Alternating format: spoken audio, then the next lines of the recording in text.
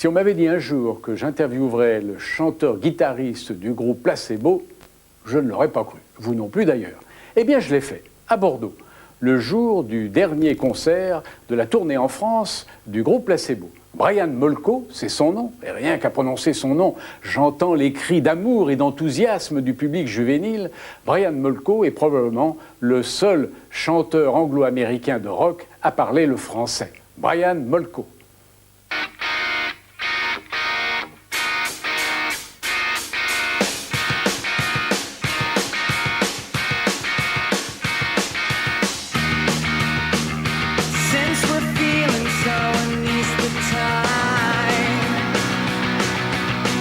8 heures d'attente pour 1h30 de spectacle. Oui. Vous trouvez que ça vaut le coup? Ah oui, ça vaut toujours. On est touché quoi, quand on l'entend chanter en français. La personnalité du chanteur, la musique, tout quoi.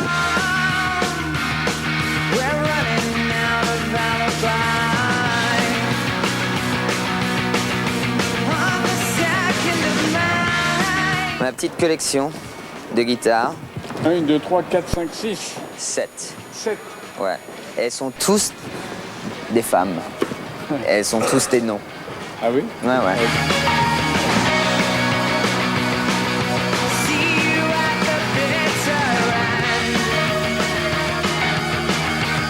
Vous êtes né en Belgique d'un père américain et d'une mère écossaise. Alors, êtes-vous belge, américain ou britannique? J'ai un passeport britannique et un passeport américain aussi. Mais ce qui est intéressant, c'est que mon père est d'origine française, d'une mère italienne, père français, et né en Égypte. Alors, ouais. Et il y en a encore d'autres comme ça Non, mon frère, il est né à New York. Ouais. Vous êtes anglais et américain? Écossais. Écossais. Pour vous, c'est une différence? Ouais, il y a une grande différence. Laquelle?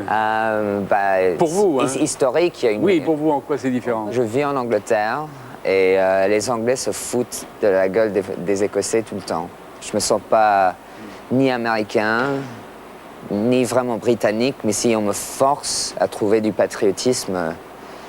Écossais. Je dirais écossais, ouais. Écossais. Ouais. Pendant la guerre d'Irak, est-ce que vous n'auriez pas préféré finalement être belge, luxembourgeois ou français plutôt que... Pour moi, ça a commencé quand j'ai vu les photos du transport des prisonniers, apparemment terroristes, talibans d'Afghanistan, en Amérique, à Guantanamo Bay, ce camp de concentration. J'ai vu des photos de ça, ça m'a écœuré, vraiment écœuré. Alors j'ai commencé à penser à redonner mon passeport américain. Et puis, ce truc avec Irak s'est passé, c'était contre la guerre en Irak. Je me suis dit, si tu redonnes ton passeport, tu perds ta voix. Sinon, tu n'auras plus de voix, tu n'auras plus de droit de dire n'importe quoi. Si le passeport veut dire que c'est encore mon pays, même si j'y ai jamais habité, j'ai encore le droit de dire des choses contre le gouvernement américain. Mais quand vous passez une douane, vous n'avez pas plutôt envie, plutôt que de tendre votre passeport, de tendre finalement votre dernier CD? C'est comme Oscar Wilde quand il est allé aux États-Unis et on lui demande: vous avez quelque chose à déclarer? Il a dit: rien que mon génie, c'est ça, ouais. Non, c'est plus facile pour moi quand on va aux États-Unis. Parce que moi je sors le passeport américain, moi je passe comme ça et puis les restes ils passent 1 heure en douane. Votre vrai passeport, c'est quand même votre musique, c'est votre CD, c'est ça vrai. Que je veux dire, non? C'est vrai. Ouais, la musique c'est le langage international de l'émotion. Ouais, mais les douaniers s'en foutent. Hein. Oui, parce que la musique, est-ce que ça, enfin surtout la musique du rock, est-ce qu'elle n'est pas une vraie transgression des frontières? J'espère que si, ouais. Et l'anglais quand même est devenu aussi la langue de la musique. Vous voulez dire que universellement, intimement, historiquement, la langue du rock, c'est l'anglais. Et ça ne peut pas être une autre langue? De la musique populaire, je pense pas, non. Mais ça a commencé avec l'esclavage aux États-Unis. Et c'est là où le gospel music a commencé. Et c'est là où le blues est venu de ça. Oui. Et c'est à cause du blues que le rock existe. Oui, oui, mais alors, c'est-à-dire... Alors ça vient de l'Afrique. Tout a commencé en Afrique, essentiellement. Non, mais estimez-vous qu'il peut exister alors un rock anglais, pakistanais, russe, japonais, qui n'utiliserait pas la langue anglaise? Ça existe, mais malheureusement, ça ne se vend pas autant que la musique avec des voix anglaises.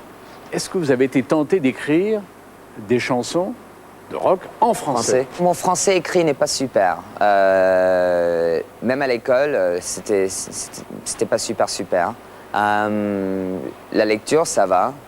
Mais pour moi, c'est pas naturel d'écrire en français. Alors, oui, mais imaginez, vous pensez que... On a fait des traductions. Oui. On avait une chanson qui s'appelait Burger Queen, qu'on a traduite en français. En ce moment, on bosse sur une version française d'une des chansons de l'album, qu'on va peut-être, si ça marche, sortir en 45 tours. Donc là, vous pensez qu'il peut exister quand même une petite adéquation entre la langue française et le rock? Ouais, il y a plein de groupes rock français que je respecte.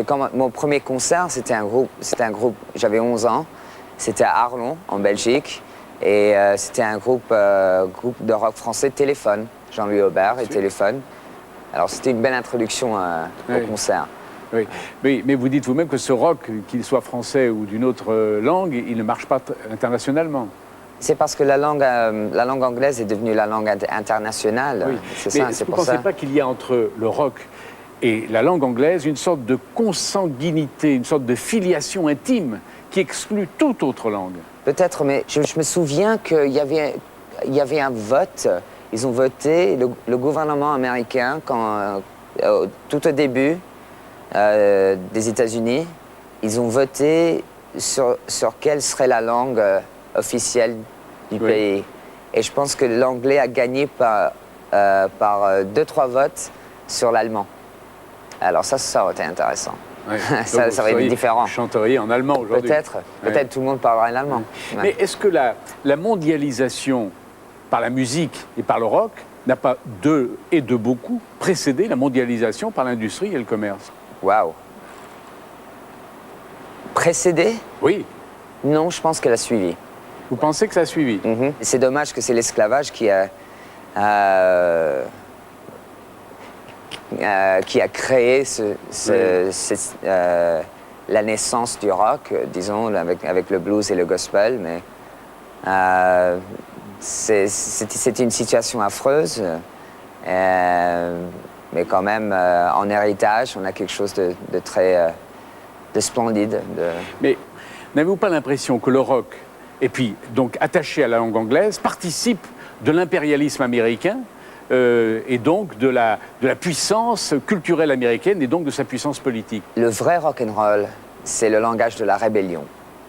C'est la contre-culture, counterculture. Oui. Alors, je ne pense pas du tout qu'elle participe à cet impérialisme culturel et politique américaine. Peut-être que c'est la seule chose qui pourrait lutter contre. Vous croyez?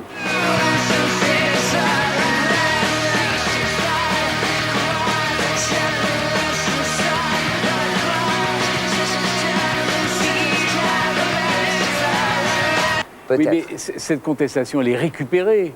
Elle devient de l'industrie, elle devient du commerce, elle devient de l'argent. C'est dommage, ça devient de l'industrie, le commerce, oui. De plus en plus. Et ça, c'est quand les comptables commencent à venir les PDG des maisons de disques.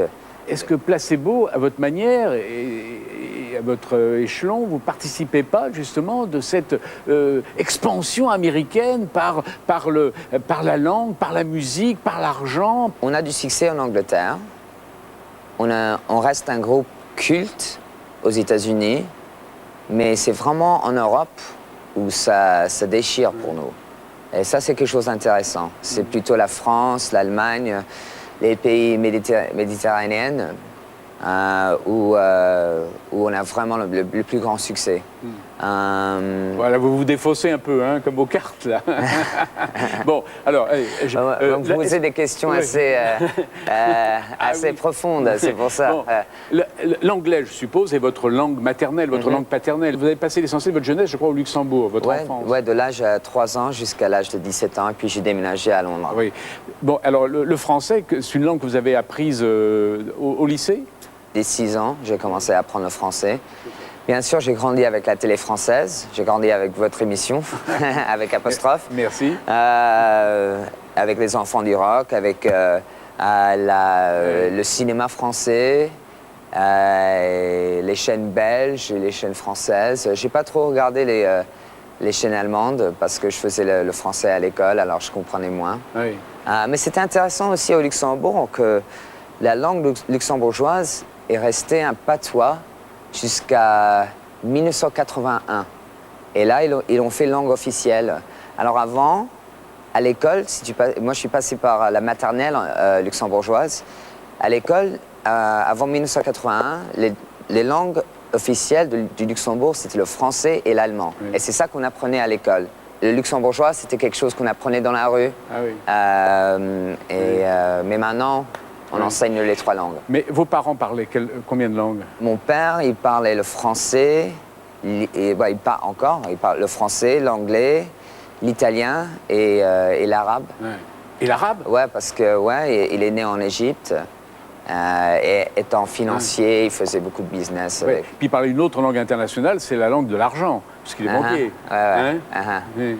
Je pense que dès que je suis devenu adolescent, c'était assez clair que j'allais pas le suivre Dans cette voie-là. dans cette voie-là, ouais. Oui, alors dans votre premier disque, dans votre premier CD notamment, vous évoquez vos révoltes d'adolescents. Ces révoltes, c'était contre qui? Contre quoi? Contre ma situation familiale, probablement, contre la religion, parce que j'ai une enfance assez religieuse. Le conformisme?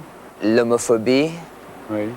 Et cet album-là, je l'ai écrit pendant mes 2 ans et demi au chômage à Londres, après l'université.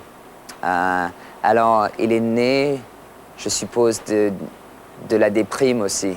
Oui. C'était un exorcisme. Le jeune homme que vous étiez quand vous aviez 15-16 ans déjà en révolte, vous deviez être insupportable, non? J'étais très erratique j'avais beaucoup d'énergie et j'étais assez casse-cul, on me dit. Casse-cul. Ouais. En français, on dit... Casse-couille. Casse-couille, oui. Casse-couille, j'étais assez casse-couille. Oui. Et donc, alors, vos parents devaient dire, mais quel étrange canard on a mis au monde, non?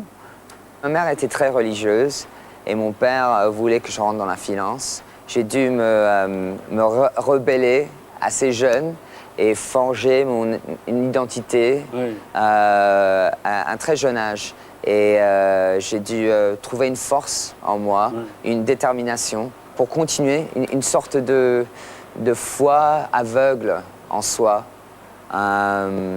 pour forger ce truc, pour en arriver là où on est maintenant. C'est l'énergie du rock.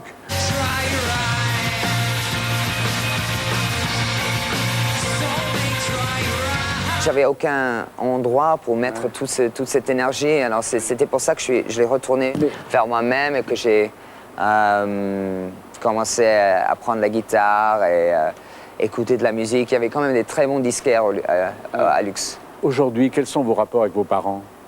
Nous vivons tous dans des pays différents. Toute la famille s'est séparée comme ça. Est-ce qu'ils sont fiers quand même de votre succès aujourd'hui? Je le pense, ouais. Oui. Je le vous l'ont pense. dit ou pas? Ouais. Si je les crois, c'est pas sûr. Je suis pas sûr si je les crois, mais ils me l'ont dit. Mais quand même, moi je trouve que c'est pas nécessaire qu'ils me le disent parce qu'ils voulaient pas que je le fasse de toute façon. Oui. Alors, pour moi, c'est une revendication un petit peu. C'est un petit fuck you hein, pour eux. Oui. Hey, vous voulez pas que je fasse ça? Regardez. Si j'avais eu un petit peu plus d'aide, imaginez ce que j'aurais pu faire. Aujourd'hui, vous estimez que vous êtes le plus loin De la banque ou de l'église? Plutôt de la banque, parce que mon éducation religieuse m'a beaucoup donné, même si je crois plus même si je crois plus en Dieu. La Bible que j'ai beaucoup lue, il y a des histoires magnifiques dedans. Elle vous a forgé votre esprit, votre sensibilité. Oui, de me donner un sens spirituel, mais aussi m'a donné beaucoup de métaphores et d'images pour utiliser dans la chanson. Ça nourrit votre sensibilité. Oui, exactement. Alors que la banque ne vous a pas apporté grand-chose. Pendant que j'étais à l'université, pendant l'été, j'ai bossé pour un mois. Je faisais du shredding. C'est-à-dire? Je prenais les documents, je les foutais au shredder, et puis voilà. Et après 2 jours, je m'amusais à dire, alors qu'est-ce que je peux mettre dans le shredder aujourd'hui? Parce que hier, j'ai mis du plastique, ouais, c'était comme ça, c'est ce que j'ai fait. Alors là, cette expérience n'était pas bonne pour moi du tout. J'allais même... ça m'écœurait tant que j'allais même me masturber sur leur temps. Ouais, c'était pour moi, je m'enfermais dans les toilettes et c'était really, really, I hate this, j'ai horreur de ça. Et c'est ça, et de se branler à la banque, c'est une façon personnelle de dire fuck you. Brian, je voudrais qu'on revienne au rock. Si on peut répertorier les raisons historiques pour lesquelles le jazz a exprimé la révolte des Noirs, est-ce qu'on peut aujourd'hui répertorier les raisons pour lesquelles le rock est, selon vous, une musique aussi de contestation et de révolte? L'intolérance, le racisme, l'homophobie, les misogynes, et la haine religieuse aussi. Oui. C'est tous des trucs qui nous touchent personnellement, d'une façon ou d'une autre dans notre vie, directement. On a tous souffert d'une intolérance ou une autre, tous les trois. Vous avez souffert tous les trois de Moi et Steph, à cause de nos sexualités, qui sont différentes. votre sexualité, puisque vous l'abordez, c'est un double jeu, vous êtes bisexuel. Oui, c'est vrai. Un autre double jeu. Voilà. Le meilleur des 2 mondes, dirais-je. Vous connaissez le mot de Woody Allen. Woody Allen a dit un jour, finalement, celui qui a le plus de chances de rentrer chez lui le samedi soir avec quelqu'un, c'est quand même un bisexuel. Je ne connaissais pas celui-là. Ma préférée, c'était les 2 choses dans la vie qu'on peut contrôler, c'est l'art et la masturbation. 2 sujets sur lesquels je suis un expert. Pourquoi votre groupe s'appelle-t-il Placebo? Parce qu'on n'y a pas vraiment pensé. Ah bon? Non, pas trop. C'était plutôt le son. Moi, je pense que c'est important d'avoir un nom que tu peux imaginer 40 000 personnes en train de chanter en unisson. Alors, placebo, ça marche. Placebo, c'est un médicament, qui est inutile, qui est neutre, qui est indifférent. Exactement, ouais. Et votre musique, vos textes, c'est tout sauf la neutralité, l'indifférence. On cherche souvent un nom. Quand on cherche un nom de groupe, on cherche un nom de génie. Et on ne trouve presque jamais. Alors, après avoir plusieurs noms, on se dit c'est quoi le meilleur, c'est celui-là qui reste. C'est quand on est forcé d'y penser après. C'est quand les gens commencent à vous poser des questions comme celle-là qu'on commence à penser au côté déceptif, au côté médical. Mais à l'âge de 20 ans, nous, ça sonnait bien à l'oreille. C'était simplement de la musique. C'était un mot musical. Ouais, un mot musical comme ça. C'est tout. Ouais. Et puis c'est devenu quelque chose d'autre à force de faire des interviews. Et vous considérez-vous comme un compositeur, chanteur engagé? Ouais. De plus en plus. Oui, et vous le serez de plus en plus. J'espère, ouais. Oui. Mais ça veut dire donc que vous voulez changer le monde. Mais un peu peser sur le monde. Je ne pense pas que la musique peut changer le monde, mais si on peut changer les idées d'une personne ou de plusieurs, on contribue. Mais changer les idées de 2 ou 3 personnes, c'est déjà changer un peu le monde. Ouais, c'est le début. Oui. Et on espère qu'ils vont commencer à communiquer avec les autres et qu'il y aura après le concert, qu'il y aura un échange entre eux et leurs potes Oui. et que peut-être leurs idées changeront aussi. Mais vous n'êtes pas déçu comme beaucoup d'artistes, pas seulement des chanteurs, là, des écrivains, des intellectuels, etc., qui veulent changer le monde. Et puis finalement, au bout du compte, on s'aperçoit que le monde change, mais pas tout à fait comme ils le désireraient. Bon, moi, je trouve vraiment qu'on est comme les dinosaures, vraiment. Que le monde sera là après nous, hein. Oui. Particulièrement si on continue à utiliser ce monde comme une poubelle. La mère nature, Mother Nature, elle va pas supporter ça pour trop longtemps, hein. On sera que les dinosaures et le monde continuera à tourner sans nous, sans les êtres humains, avec notre arrogance incroyable. Elle est si grande qu'on pense qu'il n'y a même pas de vie sur d'autres planètes. Alors là, c'est super arrogant, ça. Mais bien sûr qu'il y a de la vie sur d'autres planètes. It's life, Jim, but not as we know it. Et vous pensez qu'un jour, on pourra écouter Placebo sur une autre planète et par des gens qui ne sont pas des hommes? Pourquoi pas, ouais. Ouais. Ouais, parce que il doit y avoir des civilisations qui nous regardent et qui voient cette planète primitive et qui se foutent de notre gueule. Et regardez les êtres humains là, qu'est-ce qu'ils sont cons, hein. Et écoutez cette musique de merde qu'ils font en plus, ce Placebo, c'est quoi ça?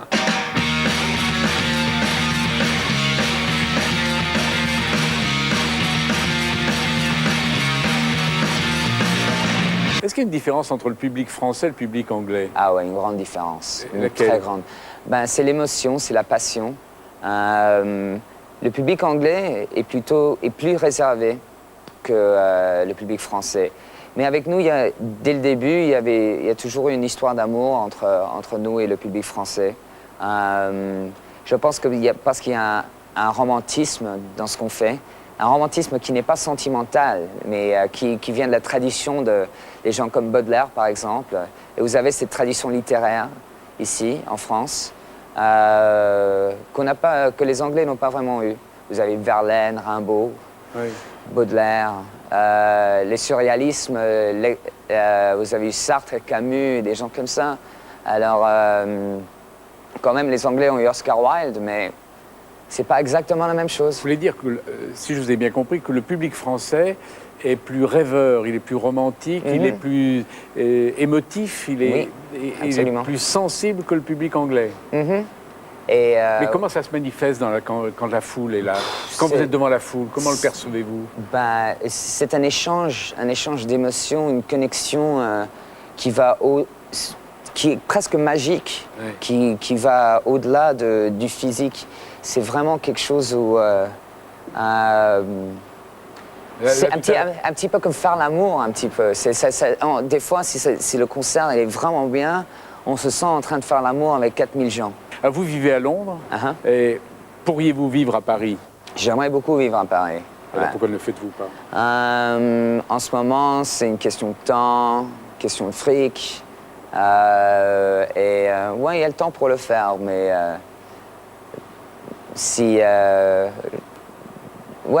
dans quelques années, c'est très possible que ça se passe. J'aimerais beaucoup, j'ai beaucoup d'amis là-bas. J'ai rencontré beaucoup de gens, beaucoup d'artistes, beaucoup de créateurs. J'aime beaucoup la France, j'aime beaucoup les Français. J'ai grandi avec la culture française, alors c'est assez naturel pour moi. Alors ce ne serait pas pour les clubs ou les discothèques que je déménagerais à Paris, ce serait pour quelque chose d'autre. Quoi? Probablement le calme et la langue, la littérature et une sensibilité différente. Merci Brian. Merci Bernard. Super.